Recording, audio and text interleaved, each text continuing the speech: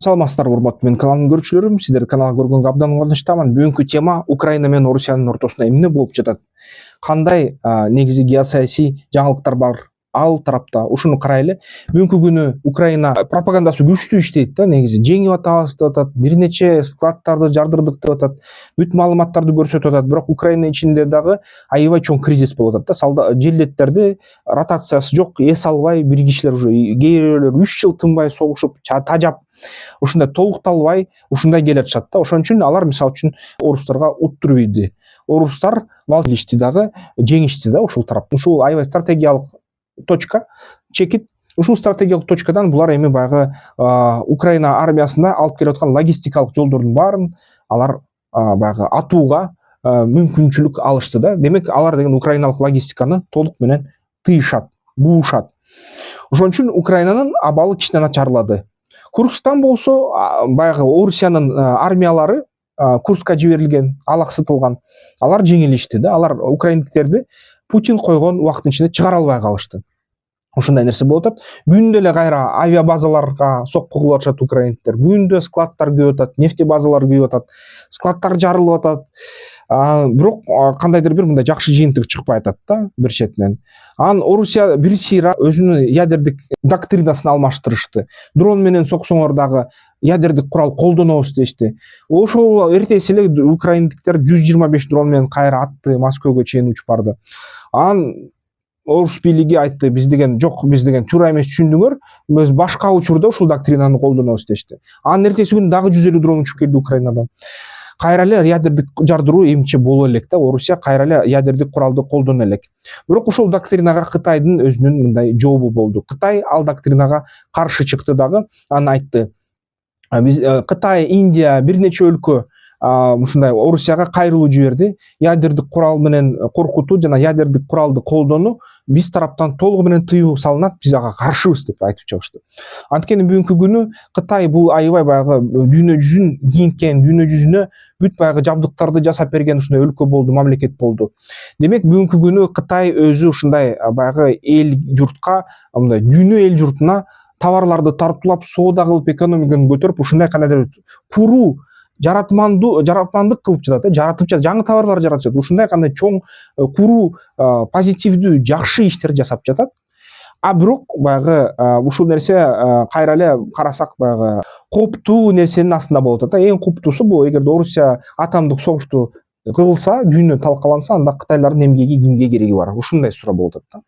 Албетте Кытайдын ичинде дагы өзүнүн ушундай баягы көп нерселер даярдалган. Мисалы үчүн ушул Кытайлар ушундай дрондорду жасады, укмуштуудай көрүп атасыңар, үйүрү дрондорду. Кийин келечектеги согуштар жалаң ушундай болот. Кичинекей дрондор индивидуалдык ар бир желдетти өлтүргөнгө жарап калат. Жана ушундай дрондордун үйүрү миңдеген, 10 миңдеген, 100 миңдеген болгондон кийин Кытайлыктар мисалы үчүн бул жолу 400 миң дронду көтөрдү деп атат. Ушундай кичинекей дрон келип туруп армияларды кырып салат да, жөн эле шаарларды тазалап салат. Бир да имаратты талкалабай, бир да машинени толук талкалабай, шаарларды кырып салат, аскерлерди кырып салат. Ушундай нерсени кытайлар даярдашты. Бирок аларды да кытайлар баягы колдонууга шашышпайт да. Тестирлөөдөн, массалык тестирлөөдөн өтө элек дагы эле иштелип жатат да ал системалар. Бирок потенциал күчтүү Кытайдыкы. Ошон үчүн Кытайга бирөө азыр ушундай кызыктуу, алар үчүн аябай кызыктуу келечекти, кызыктуу дүйнөнү ядердик согуш менен бузганга эч кандай кереги жок да. Ошон үчүн Кытайлар буга каршы чыгып жатышат. Орусияда деле мисалы үчүн эгерде ушу чиновниктерди алсак, ар кандай Европаларды эс алып, балдары бүт чет элге жиберип, бүт Европа, Америкага жибергендер. Алардын бүт баягы небере чөйрөлөрү бүт ошол Европа, Америкада жүргөндөр. Анан негизи алтындан жасалган аспаптарды алып, Италиядан кийим кечекти алып, ушундай жүргөн элитасы албетте ядердик согушту каалабай эле да. Булар Европаны каалап атышат, цивилизацияны каалап атышат, бирок ядердик согушту каалабай эле. Ошон үчүн жакын арада ушул согуш бүтүш керек болот, бирок бүгүнкү Орусиядагы бийликте отургандар баары бир ушу Украинаны сындыргысы бар да, баары бир баягы батышка өзүнүн өнөрүн, өжөрлүгүн көрсөткүсү бар. Ошондуктан бул нерсе токтобой жатат дагы, уланып жатат. Акыркы күндөрдө Орусияда, Орто Азияга да баягы санкциялар кире баштаганда, биздин банктар билесиңер, Борбор Азияда бүт өлкөлөрдө банктар санкцияларды иштете баштады. Ушуга да каршы алар деген ушу Борбор Азиянын мигранттары Орусияга атайын баягы мамлекетти бузуш үчүн, талкалаш үчүн жиберилген деп ушундай сөздөрдү айтып жатышат алардын элиталары. Булар деген өзүнүн ички элинин революциясын токтотуш үчүн бүт агрессиясын ички элине кайтарып атышат да ушундай жол менен. Бирок бул биздин баягы карын катнашыбызга кичине жаракат кетиргендей болуп атат да. Биздин мигранттар аябай катуу жапа чегип атат ушундай айтуулардан кийин. Чын эле азыр Москвада иштеш аябай кыйын да. Эгерде коллективиң жакшы болсо, интеллектуалдуу адамдардан түзүлсө, жакшы иштейсиң, жакшы акча табасың, анткени сенин эмгегиң Москвада керек да. А бирок момундай риторика, саясий риторика башталгандан кийин көчөдөн баягы скинхеддер же болбосо мындай жөнөкөй карапайым калк кармап алып, ар нерсени жасашы чоң толук ыктымал болуп атат. Ошон үчүн өтө кооптуу, өтө абайлап сак жүргүлө, урматтуу туугандарым, ушул Москвада жүргөн жана ошо Орусиянын тегерегинде жүргөн туугандарым, сак болгула, мүмкүн болушунча өлкөгө келип, бияка келип ишкерчилик жасагыла, иштегиле, же болбосо Европа мамлекетине кеткенге аракет кылгыла. Ушундай жаңылыктар болуп атат. Анан Европага дагы бүгүнкү күнү Байдендин бир стратегиялык башка бир мындай кандайдыр кыйыр айтмалары болуп атат. Серепчилердин айтуусу боюнча Байден жакындаганда Украинаны НАТОга алабыз деп жарыялашы ыктымал дейт да. Бирок бир гана шарты бар. Украина НАТОга кирсе, Орусия басып алган территорияны Орусияга кайтарыш керек. Украинага макул эмес. Бирок Украинага кетип аткан жардамды баягы билесиңер, өзү Зеленский барып, Байден менен кучакташып, анан ага каршы баягы Майк Венс чыгып, республикалык партиянын лидерлери, баягы спикер Джонсон айтып каршы, бул деген силер акмаксыңар, силер деген ошо биздин шайлоого ийгилешип атасыңар деп Зеленскийге айтып, Зеленский андан кийин өзүнүн мидин суранып, баягы Трамп менен кезиктирүү уюштур деп, анан Трамп менен кезигишти акырында. Трамп менен кезигип сүйлөшүп, алар менен мындай кандайдыр бир пикирлешип болуп, өзүнө бири-бирине жакшы сөздөрдү айтышты. Зеленский бир эле убакта Камала Харрис Байден жана Трамп менен сүйлөшүп ушинтип чыкты да. Анан ошондон кийин жалпы консенсус пайда болду деп Байден дагы Украинага мурун кармап турган 4-5 миллиард доллар, 6 миллиард доллар колунда бар болчу, ал жардамды бербей турган да, эмне үчүн белгисиз болчу. Бирок ага жол берди. Кошумча дагы баягы макулдашылган 80 миллиард боюнча келишимге дагы кол койгондой болду. Бирок украиналык тарап баары бир айтып атат, курал жетиштүү түрдө жетпей жатат дагы эле деп. Украиналыктар баягы кошумча армияны Польшадан алабыз деп аракет кылышыптыр. Польшанын президентинин баягы түзүмдөрү аракет кылышыптыр. Ушул Польшага качып келген украиндиктерден армияны түзүп кайра жибергенге, же болбосо Польшанын өзүнүн баягы ыктыярчыларын жыйнаганга аракет кылыптыр. Бирок ал нерсе болбой калды деп жатат. Болбой, ишке ашпай калды деп жатышат. Баары бир Украинага адам ресурстары жетпей жатат да. 28 миллиондук, 30 миллиондук Украина, баары бир ошол 140 миллиондук Орусияга күчү алы жетпей жатат. 1 миллиондой киши өлсө дагы, баары бир бүгүнкү күнү ошо башка саясий жолдон башка жол жок да. Ошол кайра эле НАТО өлкөлөрү Украинаны өзүнө кабыл алса, Украина сактап калышы ыктымал, бирок территориясын жоготмой болду да. Ошондой нерсе болуп жатат.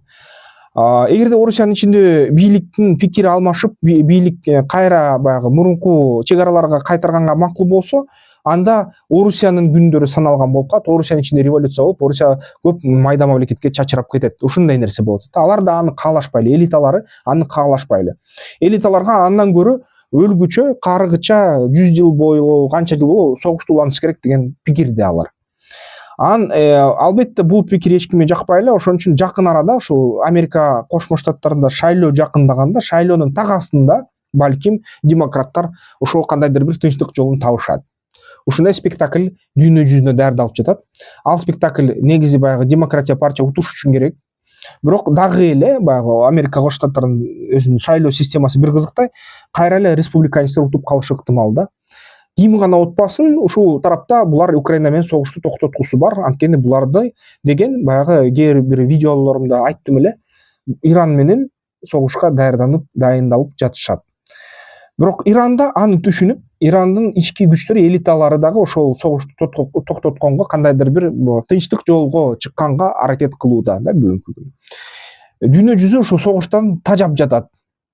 Бирок өз бийлигинен айрылып калбайын деген элиталар ал согушту токтотууга жана тынчтыкка келүүгө каалабай жатат. Алар бийликке түбөлүк калгысы бар. Ошондуктан бүт ушул проблемалардын баары уланып жатат. Кандай эми болорун убакыт көрсөтөт.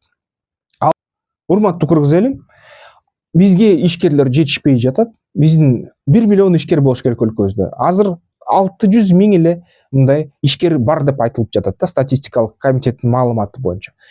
Ошо 1 миллион ишкер болуш керек, 400 миң дагы ишкер керек. Ишкер болуш үчүн бизнес пландоону үйрөнүш керек. Мен деген сиздер үчүн атайын автордук курсту жаздым.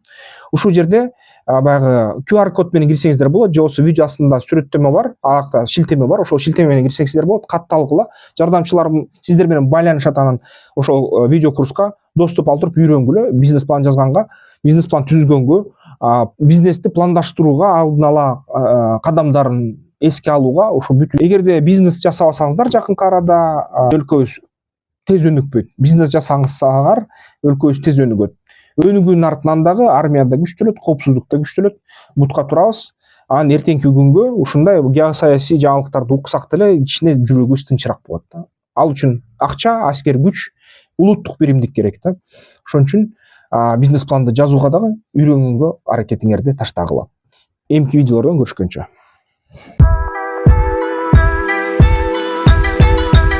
Аскер тактикалык федерациясына мүчөлүккө киргиле, страйкбол ойногула, ден соолукка жакшы.